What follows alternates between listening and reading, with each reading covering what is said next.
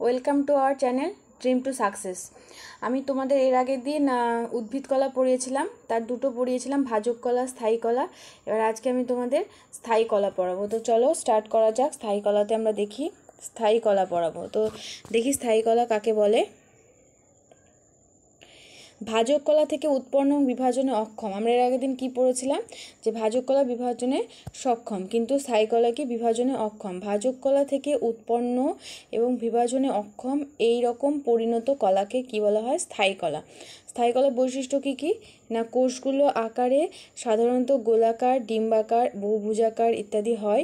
কোষগুলো পাতলা বা পুরু কোষপ্রাচীরযুক্ত হয়। এই কলার কোষগুলো সজীব অথবা মৃত হতে পারে। এই কলার কোষগুলোর মধ্যে ভ্যাকিউল থাকে। 5 নম্বর কি, কোষগুলোর মধ্যে কোষান্তরন্ধ্র থাকতেও পারে, আবার নাও থাকতে পারে। এবার ভাজক কলা, এই স্থায়ী কলা কোথায় অবস্থান করে আমরা দেখি।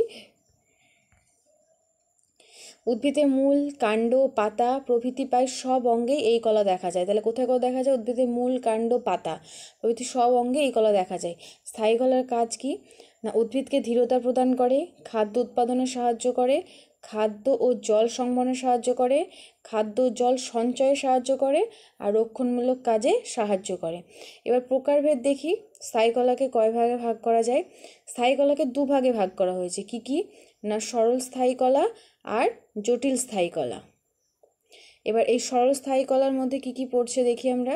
সরল স্থায়ী কলা, যেসব স্থায়ী কলার কোষের আকৃতি ও প্রকৃতি একই প্রকার হয় তাদের সরল স্থায়ী কলা বলা হয়। অর্থাৎ কোষের আকৃতি ও প্রকৃতি একই প্রকার হয় তাদের কি বলা হয়? সরল স্থায়ী কলা বলা হয়। সরল স্থায়ী কলা 3 প্রকারের হয়। কি কি? প্যারেনকাইমা, কোলেনকাইমা এবং স্ক্লেরেনকাইমা। তাহলে মনে থাকবে সরল স্থায়ী কলা কি কি কত প্রকারের হয়? না, 3 প্রকারের। কি কি? প্যারেনকাইমা, কোলেনকাইমা এবং স্ক্লেরেনকাইমা। ঠিক আছে তো? এবার এখানে একটু দেখো কি বলেছে।